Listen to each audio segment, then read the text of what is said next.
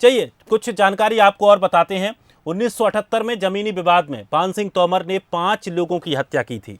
उसके बाद 30 जून 1995 को वहीं जमीनी विवाद में 7 लोगों की हत्या की गई।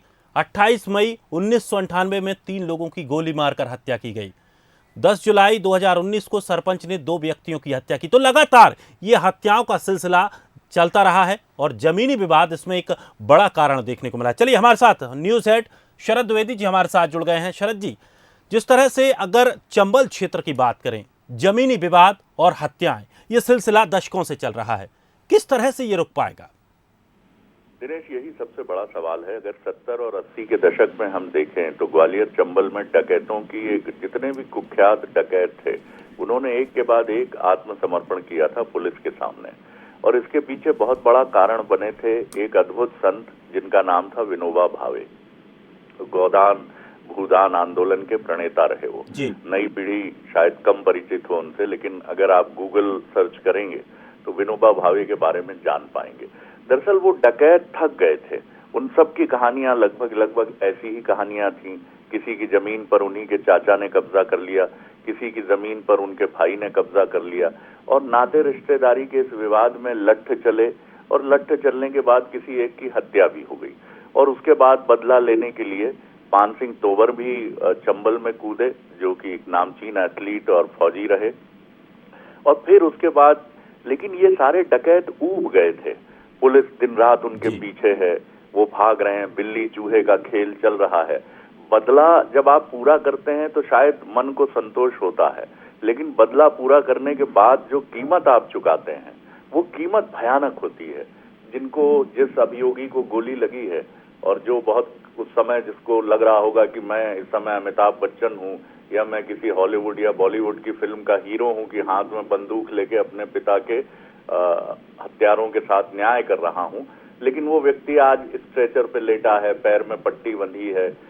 इनकी माँ पुष्पा जो बार बार कह रही थी अब इसको मारो, अब उनको क्या संतोष मिल रहा होगा अपने बेटे को इस हालत में देख के। लेकिन दरअसल ये एक किस्म की मनोवैज्ञानिक विकृति है। पूरे परिवार में ये मैसेज रहता है कि वो ऐसा मानते हैं कि नहीं, हमने अद्भुत काम कर दिया। इनको धार्मिक संतों के जरिए, मनोचिकित्सकों के जरिए, काउंसलर्स के जरिए समझाना होगा। विशेष रूप से चूंकि ग्रामीण इलाका है तो वहां के जो नामचीन धर्म गुरु हैं उनको इनके घर भेजना चाहिए, और इनको पाप पुण्य के संकल्पना से इनको समझाना चाहिए कि आप कितना बड़ा अनर्थ कर रहे हैं। लेकिन इसके लिए एक सुविचारित रणनीति की जरूरत होगी। इसमें जिला प्रशासन और राज्य सरकार की भूमिका बहुत महत्वपूर्ण होगी। जी शरद जी, एक बात यहाँ पर गौर करने वाली बात है कि अगर आपके साथ कुछ हुआ है, आपके परिवार के साथ कुछ अन्याय हुआ है, त्वरित कार्रवाई होना एक स्वाभाविक बात है कि अगर कुछ होता है तो तुरंत ही उस पर रिएक्शन आ जाता है। लेकिन 10-10 साल तक इस पूरे बदले को पालकर रखना, ये भी एक बड़ा भयानक दृश्य है और भयानक सोच है ये। मैं बिल्कुल, आपने ठीक कहा दिनेश। और मुझे याद है, मैंने करीब 20 साल पहले पश्चिमी उत्तर प्रदेश का एक कुख्यात सरगना भोपाल में पकड़ा गया था। मैंने उसका इंटरव्यू किया पुलिस हिरासत में, और उसने 40 लोगों की हत्या की थी, 40 पीपल्स। और जब मैंने उससे पूछा, तो उसने भी यही कहानी बताई कि मेरे ताऊ जी ने मेरी माँ को बहुत परेशान किया जो विधवा थी। तो एक दिन मुझे कुछ नहीं सूझा और मैंने बंदूक उठाई और ताऊ जी को गोली मार दी और उनके 4 बेटों को गोली मार दी। और उसके बाद मैं इस दुनिया में कूद पड़ा। मैंने उससे पूछा कि आप शिव जी के भक्त कहते हो खुद को, आपको किस चीज से डर लगता है? तो उसने कहा मुझे मौत से डर लगता है। तो मैंने उस खबर का शीर्षक यही दिया था कि 40 लोगों को मौत के घाट उतारने वाले इस आरोपी को, इस अभियुक्त को भी मौत से डर लगता है। उसने कहा मैं भागता रहता हूं इधर उधर, कब कोई गोली आएगी। जैसा आपको याद होगा अतीक अहमद ने कहा था जब उस हत्या के पहले कि हम कहीं पड़ा रहब, हम कहीं तालाब के किनारे मिलब तो कहीं हमरे माथे पर गोली लगी रहे। ये हर आरोपी हत्यारे को ये मालूम है कि उसकी नियति क्या है। अगर ये बात उसको अच्छे से समझाई जाए, उसको बताई जाए, उसको ग्लोरीफाई करके, वो हम लोग अपने जीवन में बहुत सारी चीजों को बहुत बड़ा बना के प्रस्तुत करते हैं, इसीलिए फंस जाते हैं। लेकिन ये काम बहुत चतुराई से, बहुत ईमानदारी से, धर्म गुरुओं के जरिए, काउंसलर्स के जरिए, मनोचिकित्सक के जरिए होना चाहिए। सर जी, एक बात और यहाँ पर जानना चाहेंगे, जिस तरह से पंचायतों को लेकर देखा जाता है, आमतौर पर इस तरह के जो ग्रामीण क्षेत्र रहते हैं वहाँ पंचायतों का बड़ा महत्वपूर्ण एक रोल रहता है। क्या पंचायतें बैठकर समाज के लोगों को बिठाकर इस तरह की जो स्थितियां बन रही हैं उससे निजात मिल सकता है? मिल तो सकता है, लेकिन ये पंचायतें क्या प्रेमचंद की पंच परमेश्वर वाली पंचायतें हैं?